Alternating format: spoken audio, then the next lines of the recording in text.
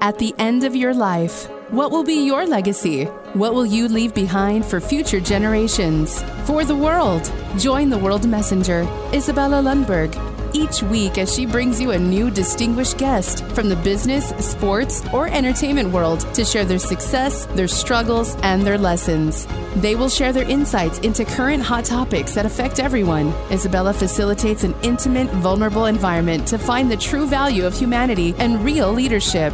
Are you ready for your legacy? The legacy that matters? Hello, my beautiful friends. It's Izabela Lundberg, the World Messenger, and I'm inviting you on another epic episode of Legacy Leader Show.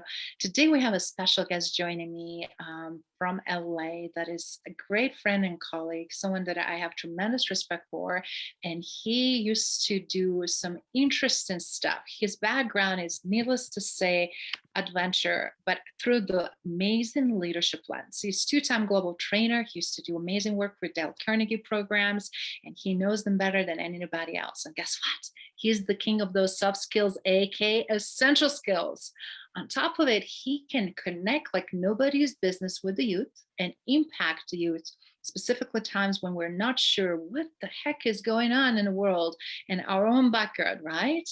With plethora of problems and issues, and also someone who is being an executive coach, who's helping train and coach other people, who is being trainer of the year 9 times, ran so many boards of directors and nonprofits, but also was a chief of staff at LA Chamber, and very much so astute and know what's going on, one of the world's largest chambers. So without further ado, let me introduce you to my friend, Brian Barry. Hey, Brian, how are you? Well, fantastic. And thank you for that gracious introduction. You're welcome. I know it's so much more to you, and I want the listeners to stick with us because, guys, you can't miss this out. This is going to be really firecrackering event and opportunity because guess what? No fluff. We go right at it where it's actually most needed, because right now we're seeing something, and obviously with the reason your company is called Lighthouse Leadership Group, somebody needs to let up a light here, and we are sitting in the dark, aren't we? Well, that's a good observation, and that that name came about as we were starting to emerge from the pandemic.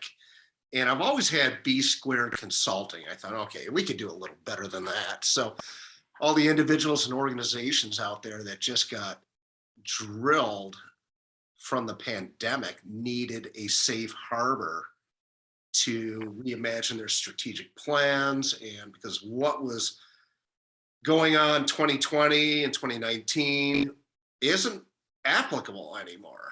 And flip that around, there's just as many organizations that are doing real well from the pandemic. So now what do? How do they scale? How do they grow? How do they keep from slipping back? So they need a safe harbor as well. Plus, I'm a Lighthouse geek. So I thought, what a perfect time to shift the name and provide that light. And we could sit down and really be thinking about what do we do now? And that's been the fun part.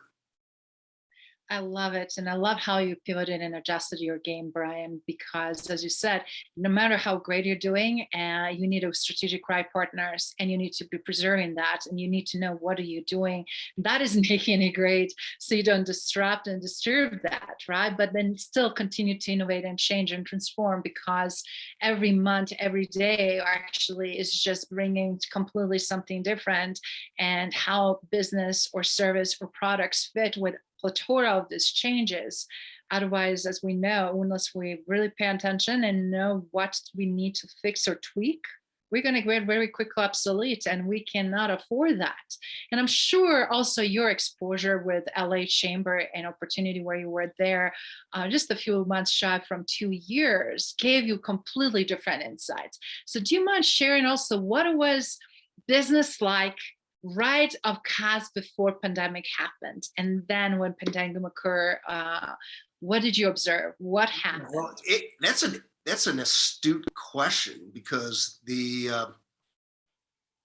businesses pretty much from Santa Barbara County down to the border was our regional. So we're a regional chamber, and 70% of the businesses are small businesses.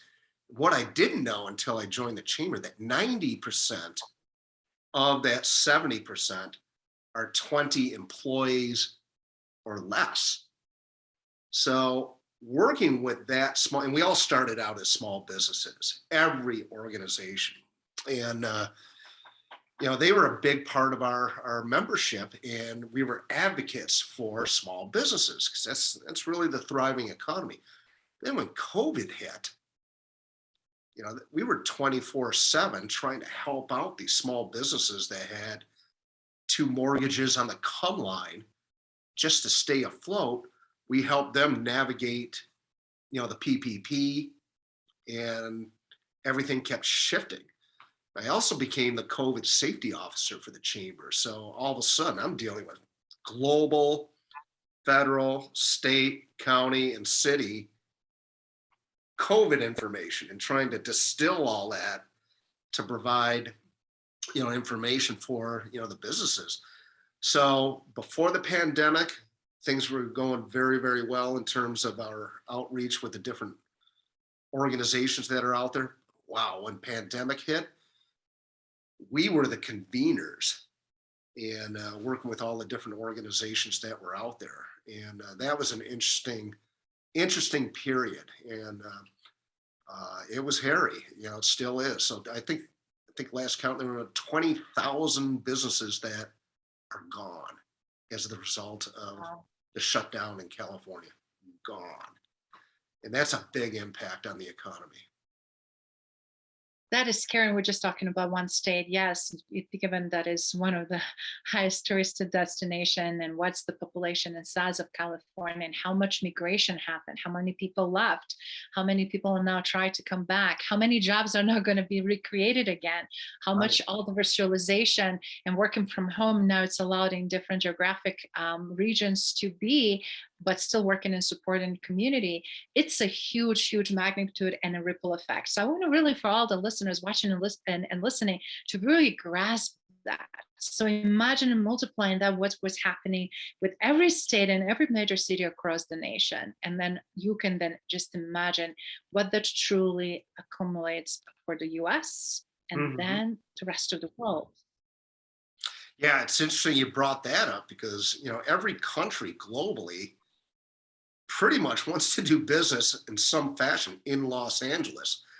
And then flip that around. Every organization in Los Angeles needs to do work globally. So you saw the impact we had with the logjam with our ports, both in Long Beach and LA. I mean, we had 90 freighters stuck offshore that couldn't unload their supplies, and think about how that impacted the economy, not only locally but everywhere from a distribution standpoint. So once that cleared up a little bit, things started to get moving a little bit, but the repercussions are still being felt. And this is so very true because we're dealing right now with supply chain disruptions. Certain products cannot come or go, but also COVID and everything else taught us brutally how some companies took advantage of, right? Of getting protection gear, Right. margins to profit when they were just looking on the bottom line and how they can make a money versus how they really also doing impact and doing something greater good for the others. And what I love about you, Brian, you are also staying very true to your colors, to yourself as a leader. Because you have something in common here with me in the state of Colorado, which we'll get into it in a second, but you always continue to support nonprofits and see where the most pain is, where direct need is constant, and it's just amplified during the events like this. So do you mind sharing a little bit from that leadership lens? Yeah, thank you for that. And when I work with individuals in their career advancement, whether it's a brand new student out of college or mid-level exec or somebody going for a board position, they ask, what can I do to ignite my career? And one solution has proven super beneficial.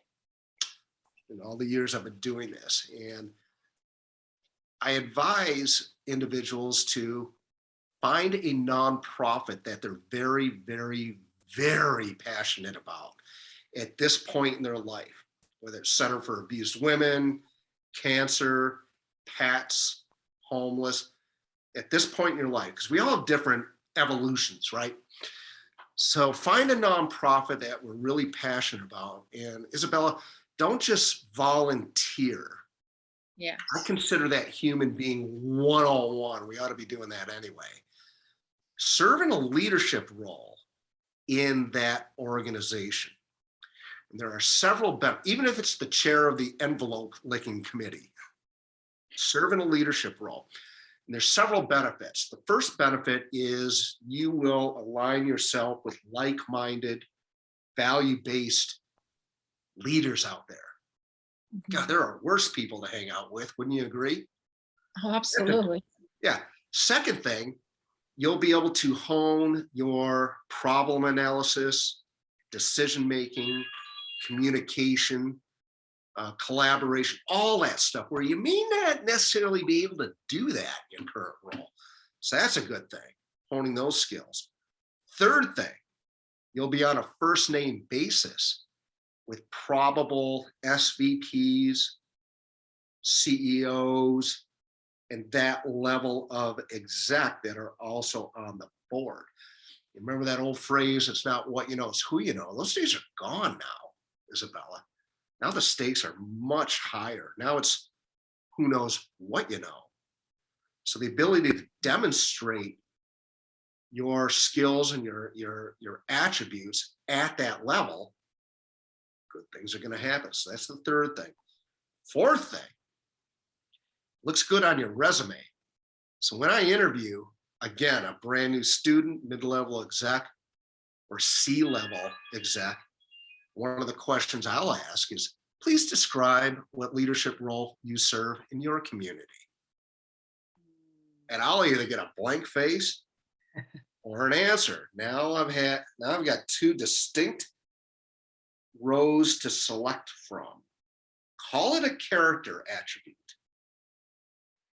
Okay, so that's the fourth thing. The fifth thing, it's good for the karma credit card, which comes with a very detailed invoice. And Lighthouse leadership, my motto is an old Belgian proverb that says, don't expect your ship to come in unless you've sent one out. So that's the fifth thing. But the last thing, biggest benefit, you're going to make some very, very special friends. And we can all use good friends. So finding a nonprofit and serving in a leadership role does many, many things. You could bring your skill set to that organization and help drive that passion that you have. Very gratifying. But you never know what opportunities will arise from operating and performing and leading with that group of like-minded, value-based people. So I've always had some type of nonprofit that I work with because I just feel it's the right thing to do and to help out wherever I can. And also too, I just find people that are way smarter than me that are involved with these groups, and that just, and that's not hard to find. They're all smarter than me. So, but I get to work with them, and it's just been an enriching part of my career, and it just keeps going and going. I love what you shared and how much you reflected on meaning and leadership and how that looks like actionably. And thank you for sharing those points. But also for everybody that is watching and listening. Of course, don't let Brian tell you otherwise. He's beyond being super smart and capable. True leader colors really show when you create a room for others to shine, not to dominate, not to insert yourself, but give a chance of competent people to really exercise what they're passionate about and capable of doing. And you can get in doing that. And what I also love about Brian and what I want you guys to hear in this show today specifically is he's a huge, huge supporter of women leaders.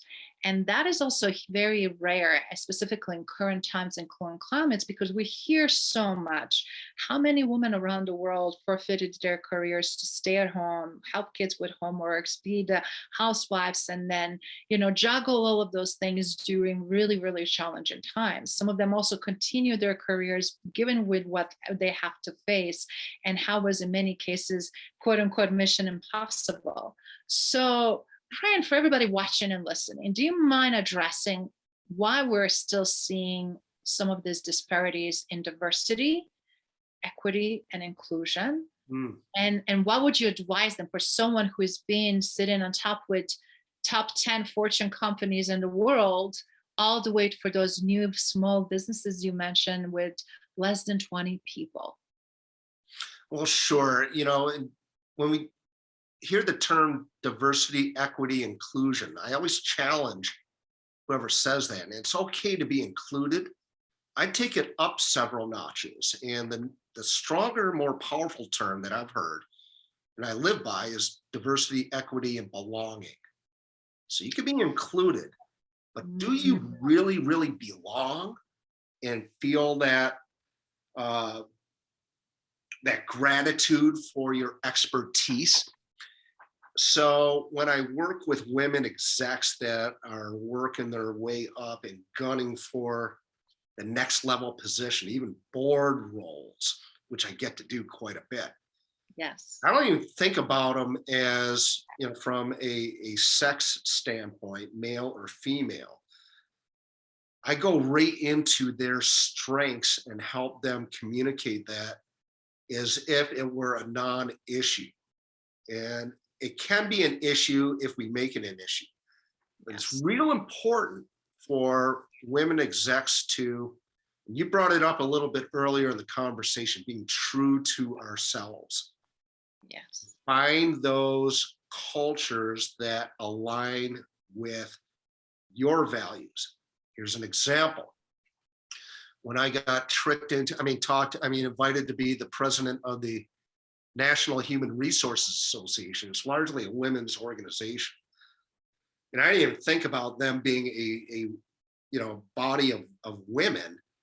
I just refer to them as super brilliant executives. So there are 5 generations that are out there in the workforce. We have traditionalists, and that's kind of 70 and older, male and female, and they're out there. Baby boomers like me. We're the knuckleheads that think we could do it well, and we usually goof it up, but we've got the best soundtrack that's out there. Then you have the X and Y generation. Those are the least number of bodies globally. It's causing a real gap because they're the ones that are supposed to be making VP, SVP, C-level. There's just not enough of them, Izabela. The next level are millennials who have been bashed quite a bit. You think the millennium, that was 22 years ago? That's almost a fifth of a century ago. They're the old timers. The latest generation are the media generation, misnamed Gen Z, which I think is insulting because there's nothing after Z, which means we're host. But the media generation has never not operated without one of these. They think the millennials are not. And the point I'm making is we were able to go to many workshops on dealing with multi-generational, multicultural, diverse workshops. Every time we walk out of there is we would have headaches and we'd be sweating because there were no real answers. Until this one time, this friend of mine, she was in charge of the meeting. We had 300 thought leaders in the room. These are all Cornell, Wharton, big hitters. And she asked the audience, this is real important for the topic we're on. She goes, how many are familiar with the top 50 best places to work awards? Well, everybody's hands went up, and you got Forbes and US News, right? Bunches of them out there. All the hands went up. She goes, imagine working for a company where the first 90 days of probation are really intense and really in your face and super competitive. And I'm a big audience watcher. And a third of the audience, it was, male and female, third of the audience just went, yeah, it doesn't sound too fun. Another third went, Yeah, whatever. Another third went, yeah, Nike. I thought that was really interesting. And then she said, imagine working for a company where the first 90 days of probation are all cross functional trained. You're going to learn operations, finance, and engineering, and all that. When we hire you, because we will hire you, you'll have a mentor that will be with you, hold your hand, and support you. Same reactions, Izabela, and they all switch equally. I went, wow. She goes, now imagine working for a company where the first 90 days of probation, but whether or not you're hired is not a choice of management. It's a decision of your team. Same reactions, they all shifted. And then she went up on the screen, and each one of those 3 distinctly different cultures where companies voted by their employees in the top 50 best places to work awards. Completely different cultures. She took it a step further. She goes, the reason they were able to do this is they all had a company signature or corporate signature. And you'll hear that term quite a bit now, particularly during the pandemic and as we emerge. Corporate signature, meaning they all knew what their culture was and they didn't divert from it. Interesting more, each one of them had a less than 3% attrition rate, which means they attracted the best talent and nobody left. Each one of them had a balanced representation of male and female at all levels. Each one of them had a representation of all 5 generations. Mhm. All right? Because they had a signature, meaning if you are a male or a female and you want an intense, competitive, in your face environment, come work for door number 1. But if you can't stomach that, don't apply. Yes. You need a nurturing environment, find it. They're out there. If you're a solo practitioner, like working on your own, don't bother going to door number 3. But if you like working in teams, this is perfect. So with women, the key is not getting into the wrong company. So being true to yourself, Yes. which is what you led with, is the key for a woman.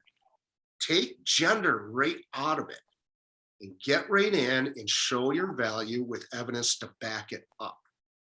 All right.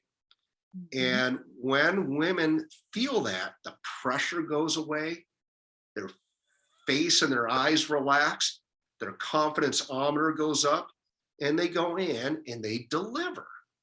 They deliver. The last thing we want is an entitlement. Well, you got to hire a woman to get in there. Then all of a sudden they're in over their head, or it's not the culture, and then it's a disaster. You flip that around and you align the values and the culture. Now you go in, you make things happen. Great example of this, Maria Salinas was the first woman CEO in the 133-year history of the LA Chamber. And it wasn't a woman thing. She just had her act together. You know, it became a non-issue. She just went in there and knew exactly what to do, and she proved it. You know, was it hard getting to that level? Absolutely. She's got a great story, right? But she had the chops demonstrated with all the committees, all the nonprofits that she worked with. Word was out. Growing up in Detroit, we used to call that street cred, Yes. right? Yes. And that's the real ticket here. So with women out there, let's go back in history. When I was the director of sports medicine at San Diego State, I was kind of the first to put women certified athletic trainers on the football field for men's sports. I didn't do it because it was some noble thing to do. I did it because they were smarter than me and I needed the brightest people with me on the team.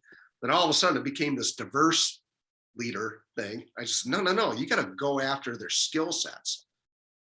all right, and have them perform, and then good things will happen.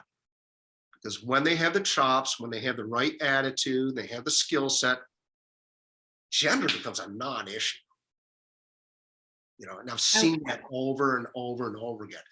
Do we have work to do? Absolutely. So that's why I caution going after, what gender are you? Where do you identify? That you got to be careful with that, because you may start to get into segregation there. And that's not what we need to be. We need to be based off of performance, off of merit, off of values. They're out there. There's something out there for everybody. You just got to make sure you avoid getting into a jail term job that's going to stink. Make sure your values are true to yourself. Is any job perfect? Heck no. Heck no. But when we identify our values and we match it up, we can get that into the 90th percentile. All right. So that's my tip for, women advancing. I've got many success stories. I know you do. And again, being such a great supporter and cheerleader and opening doors and networking and supporting and helping that growth to really expand exponentially.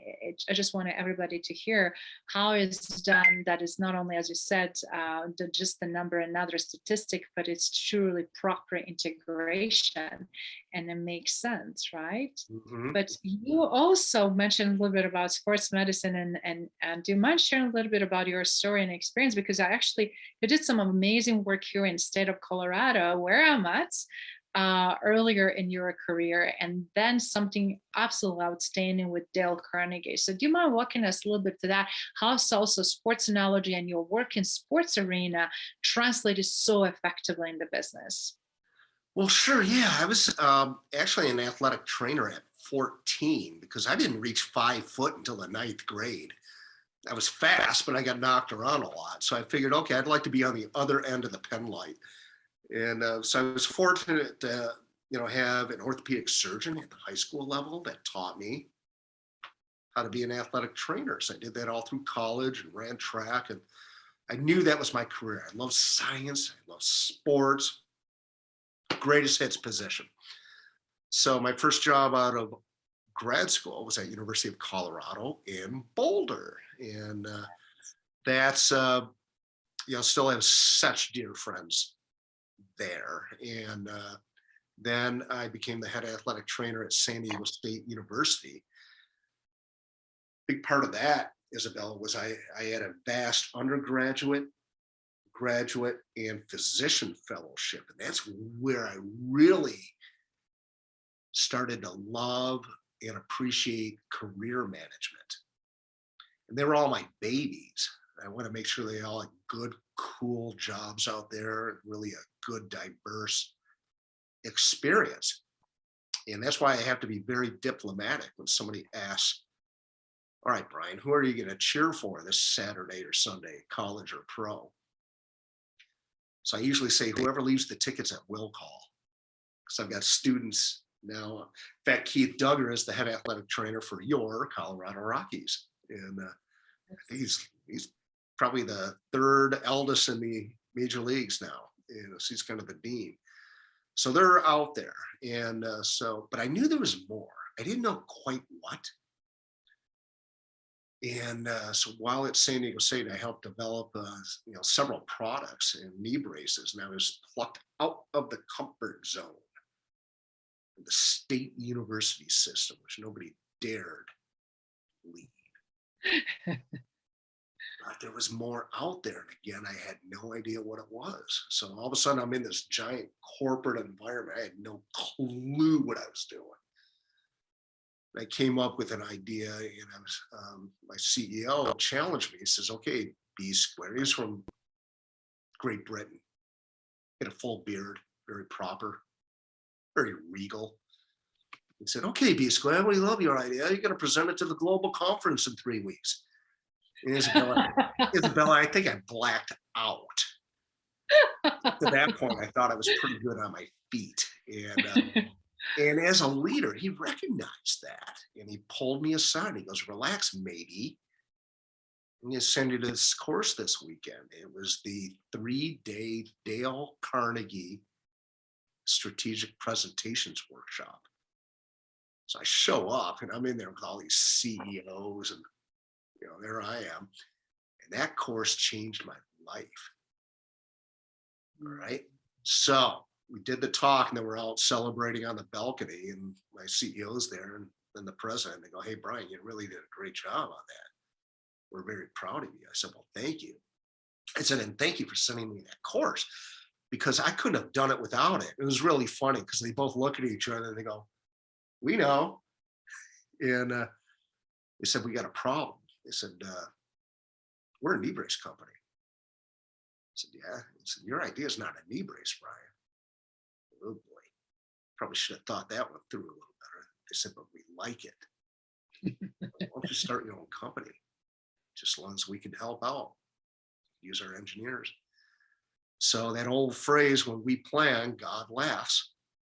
So I went out and found 3 physician buddies of mine, and then the other partner was my Dale Carnegie coach. Figure who better, right? So working together, we started that company, got that up and running, and then I became certified as a Dale Carnegie coach because all the coaches globally are business professionals, just like you and I. I can bring a relevance. So that's how that grew. And then I became full-time and, ran Los Angeles and Ventura County, got to work on a global basis. And again, meet people way, way, way more talented and smarter than me. And, we just, kind of raised the bar. So that's where we are now. So, thinking about the medical aspect of it, that's working on performance and rehab. Well, that's the same thing I'm doing with business. Helping people rehab from their tough times and helping them perform at their highest potential and untapping that potential. That's the fun part. So I get asked a lot, "God, Ryan, your careers change a whole lot." I remind people, careers usually don't change a whole lot. We tend to figure out how to get paid for doing what we love. Our job titles will change. Yes. Our career path and our passion usually stays congruent. I've found. We found that with others. So that leads, here we are today, getting to work with cool people like you. That's awesome. I love the story. And then again, when you take a risk, when you step up, when you are not afraid to face your fears and demons or anything that might be holding you back, and magic happens. Imagine if you didn't do that, if you never find the courage to go to the training and then decline to go to speak at that event, how many things will turn so differently, right? Right. It's exactly that. And when you mentioned Dale Carnegie, obviously, because we're dealing with a lot of entrepreneurs or people, even now in large corporations, I see more and more than ever in job descriptions, entrepreneurial mindset, entrepreneurial spirit, because we realize and we have to treat every business as our own and bring our the best game. So not to embarrass the owners or team members, but also to treat it with the highest standard, right? So what was one of some of your favorite stories through Dale Carnegie lens on leadership that really you can say, "Oh my God, guys, if you don't know what this, it's going to stumble, you will stumble as a leader"? What would we just say some of those great highlights from that era that you apply to today? Big lesson, particularly for entrepreneurs or startups, is the first thing you're going to do is go out and get investments from your family and friends. And all of a sudden, they are on your payroll. All right? And you're stuck with them. So my recommendation is don't do that. All right? Because if you bring in your cousins, your friends, those relationships will sour. In fact, Benjamin Franklin once said it well. He said, if you have a family business and want to cut its profits in half, give it to your children. And yeah, I remember. The point is, define the performance first. Okay, of what that role looks like performing well, then the performers will reveal themselves. It may or may not be your friend, okay? But make sure that role delineation is crystal clear. That's not just in entrepreneurs, that's in nonprofits, that's in Fortune ones. And that's probably the biggest gap that most organizations have. And I get asked this all the time, tech, biotech, entertainment, defense, retail, hospitality, food, healthcare, garage band startups to Fortune 1. I get asked all the time, what is the most common problem you see in organizations? So it's real clear. It boils down to two things: attitude and communication. They go, really? So yeah, process improvement is easy to fix. That's a blast when attitude and communication are in alignment. When attitude and communication are out of whack, process improvement is damn near impossible.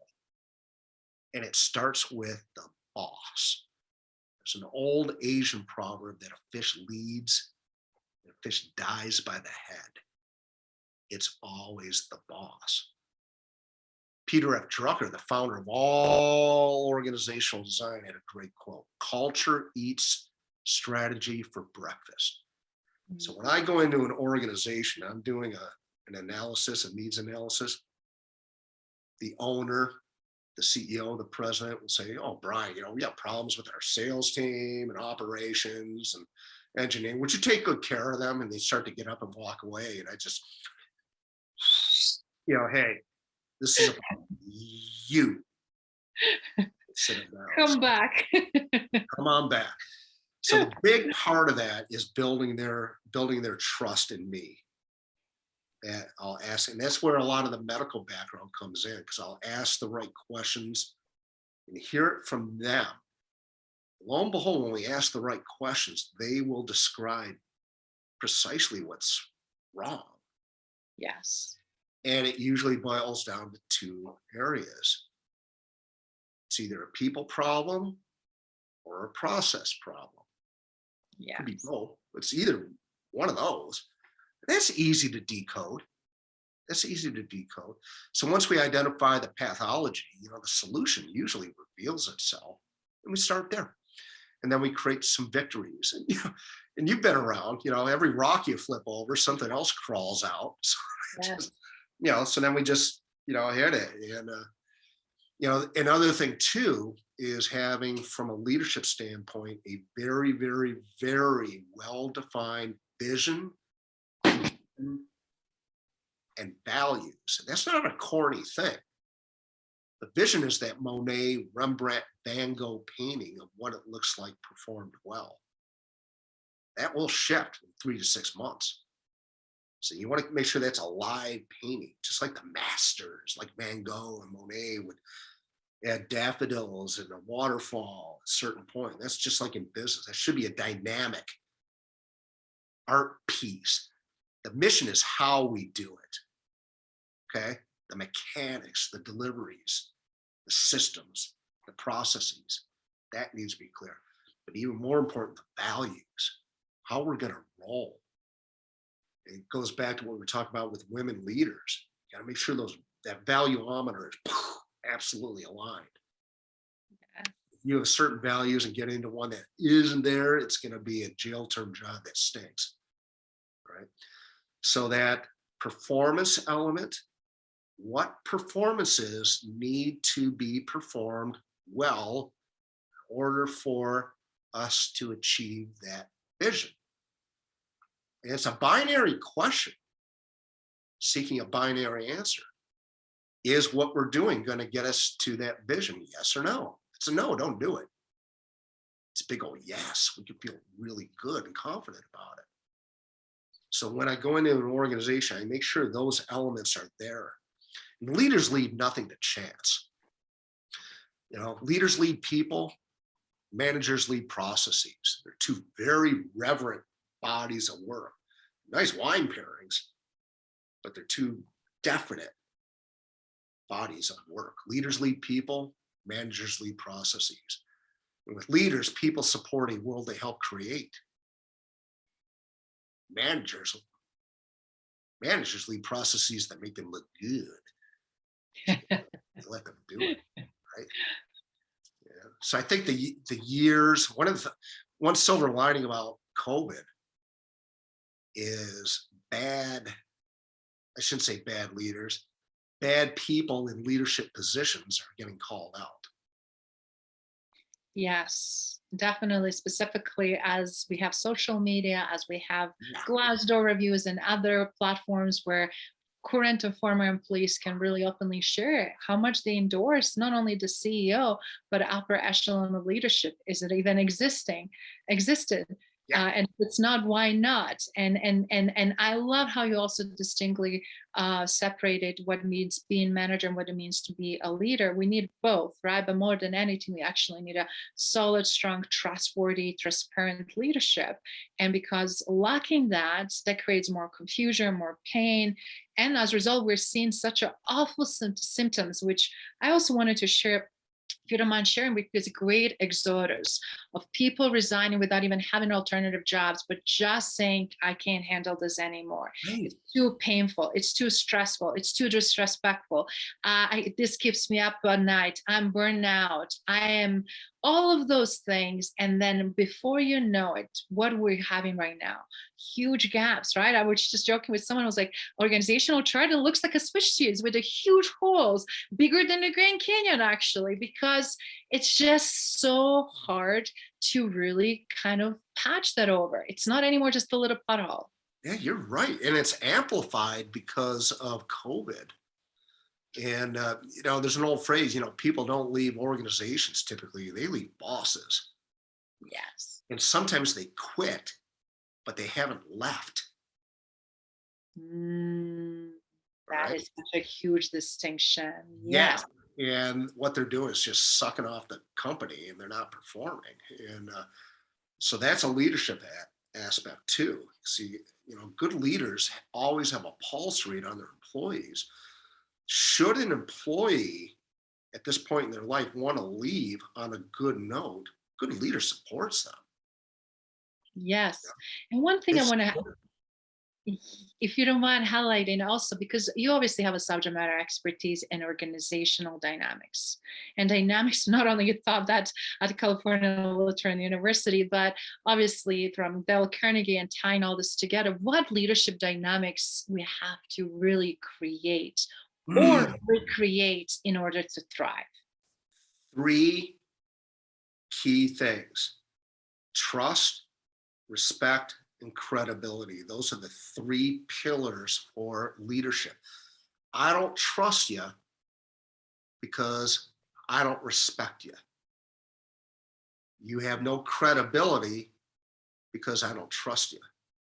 Any one of those waffles, it won't happen. To flip that around, and a leader, they don't even have to be perfect. Just got to be sincere to make sure trust, respect, and credibility is there. So you hear the term employee engagement, right? You hear, there's a gajillion assessments out there, and they're all good, just as long as you do something with them. But the three elements we look for employee engagement are these. All right. The first one, and listen to how it's phrased. First one is satisfaction with immediate supervisor. I mean, we're not talking love, we're talking just satisfaction with the immediate supervisor. That's got to be there. Second is belief in senior leadership. Because if you think they're whacked, all right, what are they smoking? They ain't going to work. Third one is pride in the organization. That's not corny. You got to believe in its mission, vision, and values. So we look at those three elements real clear. And if they're not 100% popping, you've got an engagement problem, right? So we look at those three lenses, and then we can determine real quick. And again, it starts with the CEO. It starts with the CEO. And that's when we go back to those top 50 best places to work awards. There's no confusion. Quintilian once said, I'm not interested in communication that's understood. And everyone went, what? He said it again, I'm not interested in communication that's understood. He says, I am interested in communication that's never misunderstood. So you brought that up earlier, that congruence with that messaging, that communication. Even if we don't know, we have to communicate that we don't know. When we do know, we'll let you know. So that trust, credibility, and respect, communication, it's got to be there. Yes. Yes. That's good leaders. Good leaders operate like that. There's plenty of them out there.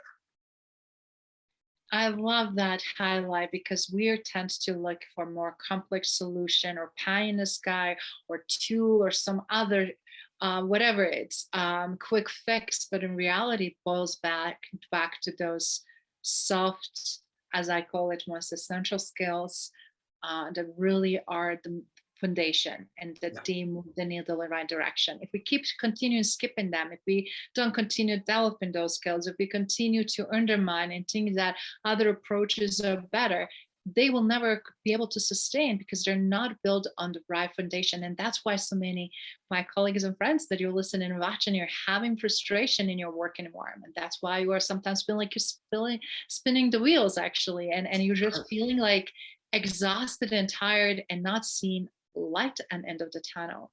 With that in mind, Brian, I mean, your share has been exceptional today with Legacy Leader Show. Could you tell us what's in the bucket list? What are you currently doing, and where are you headed next? Bucket list is to really align with one team, because lately my career has always been working with different organizations. And I'm at the point now where I'd really like to be with one solid team that I can call home. So I think that's on my bucket list. Beautiful. And really do that. And get back out traveling, because I miss hitting the road, and I'm naturally curious from that standpoint. Get back out and do some traveling again. And been watching my three boys thrive, and they're all taller, smarter, and a whole hell of a lot funnier than me, and they're good guys. So watching them get into their careers and blossom, and so far so good. That's fantastic. And I also want to quickly share one last fact known about you. You're also a magician, and you perform in one of the rarest venues in LA, Magic Castle. Mm-hmm. Tell us a little bit about that magic. Well, the Magic Castle is the home of the Academy of Magical Arts. So it's literally and figuratively the most exclusive private club in the world, because you can only get in as a guest of a magician member. So magicians from all over the world that are part of the Academy of Magical Arts, and thousands of them, get scheduled throughout the whole week, and it's kind of their Olympics. They come in, they perform every evening, and it's pretty neat. But for magician members, that's our clubhouse, so we can perform anywhere in the castle where there's a green table, and we can do impromptu magic and ignite a crowd there. And but it's a true academy, so it's about the promotion of the art and the wonder of magic. So it's pretty cool.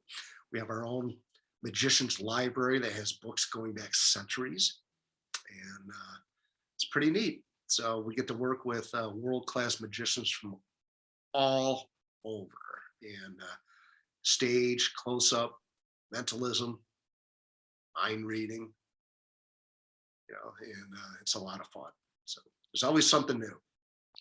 And guys, life can be a magic too. Brian, it's making it happen. Look at what he is doing and how he is continuing to entertain and continue also to challenge himself in so many ways.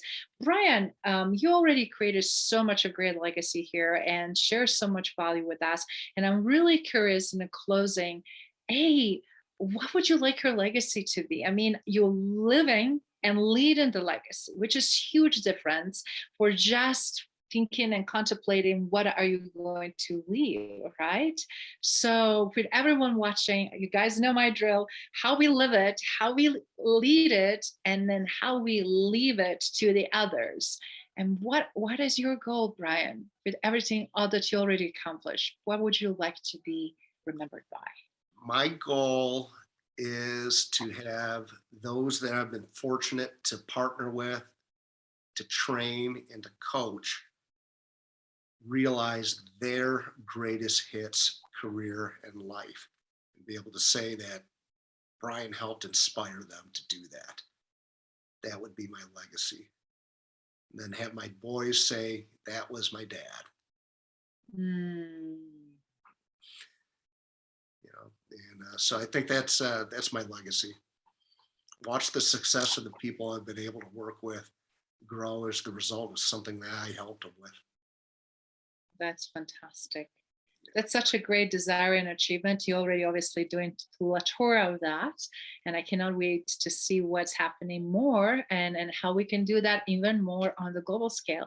And in closing, where people can find you, Brian, if they want to get in touch with you and they can see what you're up to, or ask for some of your expert advice. Well, again, I'm not that smart, so I only have one social media platform that I use, and that's on LinkedIn. So just look up Brian Barry, coach, Lighthouse Leadership Group.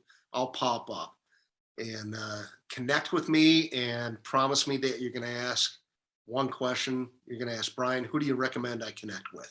And I'll do my best to connect, talent and put that together. So LinkedIn is probably the best. My phone number, just have one. It's 310-484-6992. And then my email address is brianfbarry@yahoo.com. Still one of the rare Yahoos out there. So that's how you reach me. It's a sentimental value, I can tell. It's hard to take that away, right? I will make sure I put all those links and people can reach with you. And in closing, any one word, one message, one sentence that you want to leave our global audience with on Legacy Leader Show?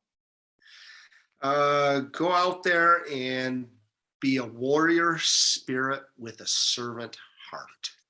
Thank you for listening to Legacy Leader Show. If you enjoyed the content and had a positive experience, then please leave us a positive rating. In addition, leave us a positive review whenever you are listening on whatever platform there might be. Make sure your friends and family also know about the benefit and value that we provide and what we have to offer. Cheers.